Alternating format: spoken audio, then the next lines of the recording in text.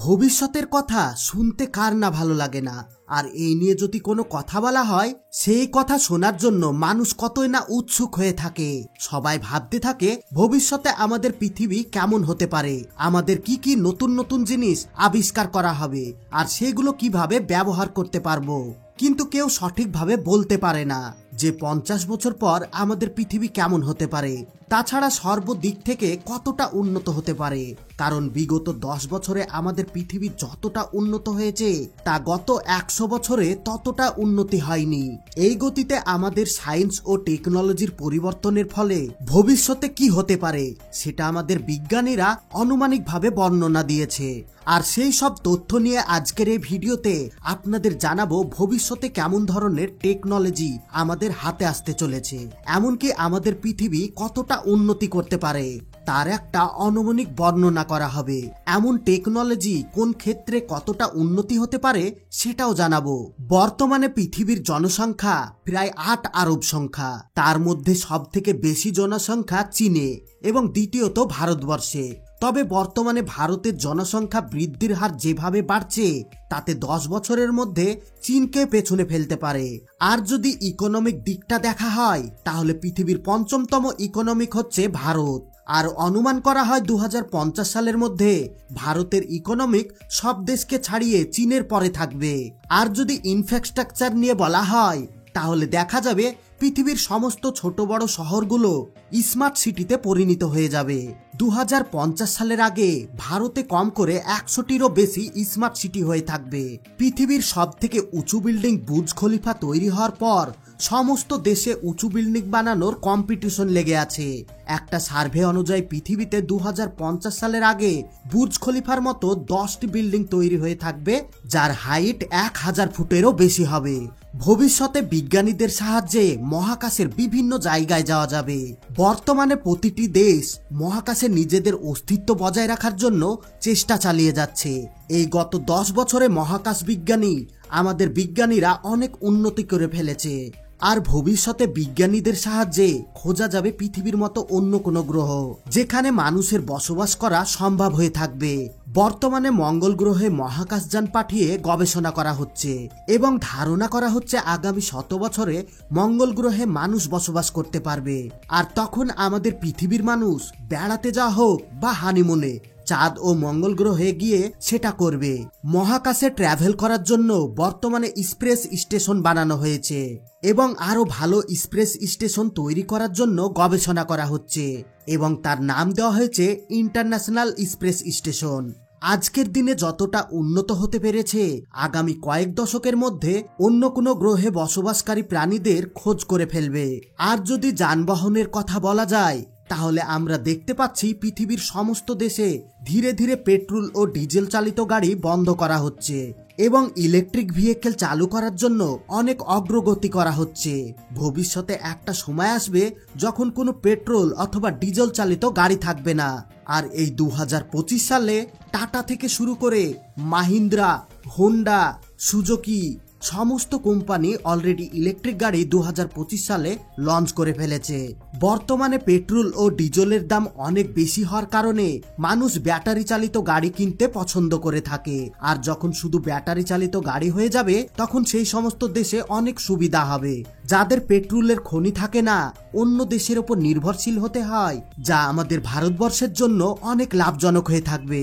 কারণ আমাদের দেশ ইরান, সৌদি আরব ইত্যাদি দেশ থেকে 70% তেল কিনে থাকে, যা আমাদের দেশের ইকোনমিক কমে যায়। আর ইলেকট্রিক গাড়ির মধ্যে বিভিন্ন সেন্সর লাগানো হয়েছে, যার ফলে গাড়ি চালানোর জন্য কোনো ড্রাইভারের প্রয়োজনই হবে না, যা রাস্তায় অটোমেটিক যেতে পারবে। আর এই কথা মাথায় রেখে টেসলা, মার্সিডিজ নামক কোম্পানিগুলো এখন থেকে সেলফ ড্রাইভ এই প্রোগ্রামের ওপর গবেষণা করে চলেছে। তাই ভবিষ্যতে প্রতিটি গাড়ি অটোমেটিক ভাবে চলবে এবং গাড়িতে কোনো রকম ড্রাইভার দেখতে পাবেন না। গাড়িগুলি ইন্ডিকেট নেভিগেশন সিস্টেমের সাহায্যে চলবে এবং আরো বেশ কিছু অ্যাডভান্স সেন্সর লাগানো থাকবে, যার কারণে কোনো অ্যাক্সিডেন্ট ঘটবে না ও ট্রাফিক জ্যাম হবে না। আরো উন্নতির জন্য মানুষের ট্রাভেলিং সুবিধা করার জন্য হাইপারলুপ ট্রাভেল সিস্টেম নিয়ে গবেষণা করা হচ্ছে। অ্যাডভান্স টেকনোলজির সাহায্যে একটা টানেলের মধ্যে ক্যাপসুল ভেহিকেল প্রচণ্ড গতিতে ঘন্টায় 100 কিলোমিটার পর্যন্ত যেতে পারবে, যা একটি প্যাসেঞ্জার এরোপ্লেনের থেকে বেশি গতিতে যেতে পারবে। আর এই প্যাসেঞ্জার ক্যাপসুল ম্যাগনেটিক ফিল্ডের সাহায্যে যেতে পারবে। আর খুব শীঘ্রই আপনি দেখতে পাবেন মুম্বাই ও পুনের মধ্যে এই হাই পাওয়ারফুল ট্রেন চলাচল করা। ধারণা করা হয় সামনে 100 বছরের মধ্যে আমাদের ট্রাফিক আকাশে উঠতে দেখা যাবে, কারণ বর্তমানে ফ্লাইং ভেহিকেল এই প্রোগ্রামের উপর গবেষণা চলছে। ভবিষ্যতে আপনি পার্সোনাল গাড়িতে আকাশে উড়ে যেতে পারবেন। এই প্রোগ্রামের নমুনা দেখানো হয়েছে, যা সুপারসনিক স্পিডে সমস্ত গাড়ি আকাশে উড়তে থাকবে, যা আপনারা দূরের রাস্তা খুবই সহজে কম সময়ের মধ্যে যেতে পারবেন। এই গাড়িগুলো সহজেই বাতাসের মধ্যে উড়তে থাকবে এবং এর কোনো নির্দিষ্ট রাস্তা থাকবে না, আকাশের মধ্যে ভেসে যেতে পারবে। তারপর বলা যায় ড্রোন ট্যাক্সি থাকবে, যা আপনার বুকিং করার কয়েক মিনিট পরে আপনার বাড়ির কাছে এসে দাঁড়াবে আর আপনাকে নিয়ে কিছুটা গিয়ে উড়তে থাকবে আর আপনার মন্তব্য জায়গায় পৌঁছে দিবে। আর এর সাথে সাথে আপনি ড্রোন চালিত বাইক দেখতে পাবেন, যার চারিদিকে পেপেলার লাগানো থাকবে, আর সেটা ওড়ানো এতটাই সহজ হবে যেমন বাইক চালানো যতটা সহজ। এবং ভবিষ্যতে ডেলিভারি করা হবে অ্যাডভান্স সিস্টেম দিয়ে। যে কোনো ডেলিভারির জন্য মানুষের বদলে সেই ডেলিভারি জিনিসটাকে একটা ড্রোন দিয়ে আপনার বাড়ির লোকেশনে ট্র্যাক করে পৌঁছাবে কম সময়ের মধ্যে। আর যদি ভারী কোনো প্রোডাক্টের ডেলিভারি করা হয়, তাহলে অটোমেটিক ড্রাইভিং কার আপনার বাড়ির সামনে এসে পৌঁছাবে এবং আপনাকে সিকিউরিটি পিন দিয়ে প্রোডাক্টটি নিতে পারবেন। বর্তমানে অলরেডি এই সিস্টেম চায়নাতে চালু হয়ে গেছে।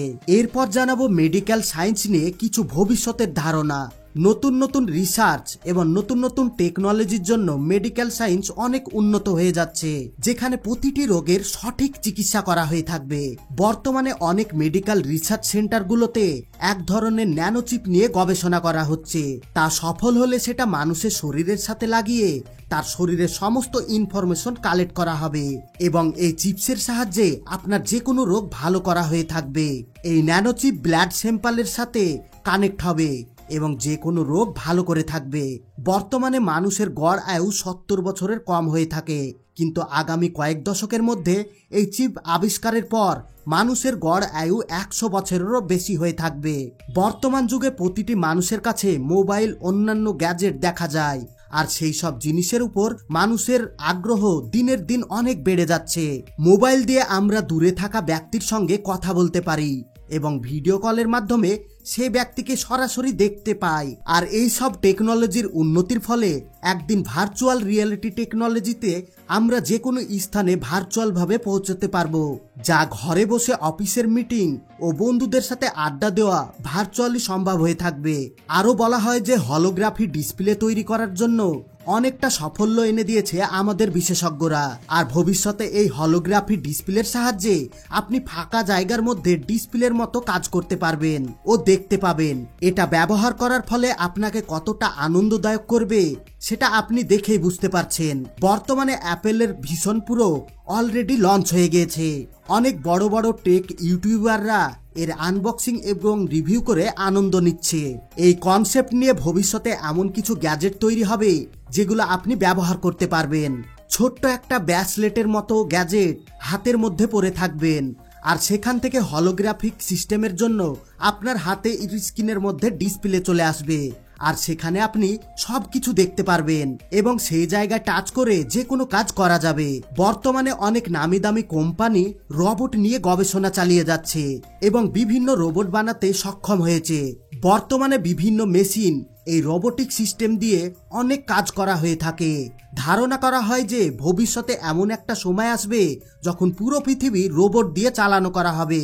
ভবিষ্যতে আর্টিফিশিয়ালি ইন্টেলিজেন্ট টেকনোলজি দিয়ে রোবট তৈরি করা হয়ে থাকবে, যা মানুষের মতো করে বুঝতে ও কাজ করতে সক্ষম হয়ে থাকবে। বর্তমানে অনেক বড় বড় কলকারখানায় মানুষের জায়গায় রোবট দিয়ে কাজ করানো হয়ে থাকে, কারণ একটি রোবট 100 মানুষের সমান কাজ করে থাকে এবং নিখুঁতভাবে কাজটি সম্পূর্ণ করে থাকে। আর এই কারণে ভবিষ্যতে সমস্ত কলকারখানায় মানুষের বদলে রোবট দিয়ে কাজ করানো হচ্ছে বর্তমানে। আর আর্টিফিশিয়ালি ইন্টেলিজেন্ট টেকনোলজি ব্যবহার করা রোবটের চাহিদা দিনের দিন বেড়েই চলেছে। ভবিষ্যতে আপনার বাড়ির কাজ ও হোটেলের খাওয়া দাওয়া পর্যন্ত এই রোবট দিয়ে করানো হবে। এমনকি বর্তমানে অনেক জায়গায় এই রোবোটিক হোটেল চালু হয়ে গেছে। এবং আরো বলা যায় যে ভবিষ্যতে আপনার চাহিদা মতো রান্না করার জন্য রোবট ব্যবহার করা হয়ে থাকবে এবং ভবিষ্যতে এটাও দেখতে পাবেন যে যুদ্ধের ময়দানে মানুষের বদলে রোবট দিয়ে যুদ্ধ করা হয়ে থাকবে। যুদ্ধে লড়াই করার জন্য মানুষের মতোই ট্রেনিং দেওয়া হয়ে থাকবে। চীনে এই সমস্ত রোবট অলরেডি তৈরি হয়ে গিয়েছে আর গত কয়েক বছরের মধ্যে এগুলো আপনারা দেখতে পাবেন।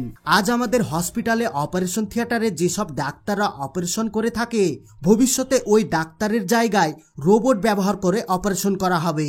আর এই রোবটকে ভবিষ্যতে আর্টিফিশিয়াল টেকনোলজির মাধ্যমে এতটাই উন্নতি করে ফেলবে যে এডুকেশনের জন্য রোবট ব্যবহার করা হবে আর স্কুল বা কলেজে রোবট টিচার ব্যবহার করা হবে এবং স্পেস সায়েন্স ও এরোপ্লেনের পাইলটের জায়গায় রোবট দিয়ে চালানো হবে। ভবিষ্যতে রোবটকে এতটাই উন্নত করে ফেলবে যা মানুষ তার লাইফ পার্টনার হিসেবে ব্যবহার করে থাকবে। ধারণা করা হয় ভবিষ্যতে ট্রান্সহিউম্যান দেখা সম্ভব হয়ে থাকবে, মানে অর্ধেক মানুষ অর্ধেক রোবট। এটাতে মানুষ তার খারাপ হয়ে যাওয়া শরীরের অংশ বাদ দিয়ে রোবোটিক পার্টস লাগিয়ে কাজ করতে সক্ষম হবে, মানুষের অঙ্গের থেকেও বেশি ভালো কাজ করতে সক্ষম হবে। আবার এটাও ধারণা করা যায় যে ভবিষ্যতে এমন একটি ন্যানোচিপ মানুষের মগজের সাথে কানেক্ট করা হবে যা মানুষের সমস্ত ডাটা কপি করে কম্পিউটারে নেওয়া যাবে। তাতে সেই ব্যক্তি মরে যাওয়ার পর তার ডাটা কাজে লাগানো হয়ে থাকবে বা এই ডাটা অন্য কারোর মগজের মধ্যে পাঠানো হয়ে থাকবে। আর এই সিস্টেম আবিষ্কারের পর যে কোনো বিশ্বের মানুষের শিখতে বা জানতে বেশি সময় লাগবে না। সেই বিষয়ের ডাটা মাথায় লাগানো চিপের মধ্যে লোড করে দেওয়া হবে, সাথে সাথে সেই বিষয়ে জানতে পারবে। এই ভিডিওতে দেখানো জিনিসগুলো ভবিষ্যতে খুব শীঘ্রই দেখতে পাবেন ও ব্যবহার করতে পারবেন। তো বন্ধুরা, কেমন লাগলো আজকের ভিডিও? যদি ভালো লেগে থাকে তাহলে অবশ্যই ভিডিওতে একটা লাইক দিয়ে ভিডিওটি আপনাদের বন্ধু এবং ফ্যামিলির সঙ্গে শেয়ার করে দিবেন। আর আপনি যদি আমাদের চ্যানেলে নতুন হয়ে থাকেন তাহলে অবশ্যই চ্যানেলটিকে ফলো করে অল নোটিফিকেশন সিলেক্ট করে দিবেন। এতক্ষণ পর্যন্ত সঙ্গে থাকার জন্য আপনাদের সবাইকে অসংখ্য ধন্যবাদ।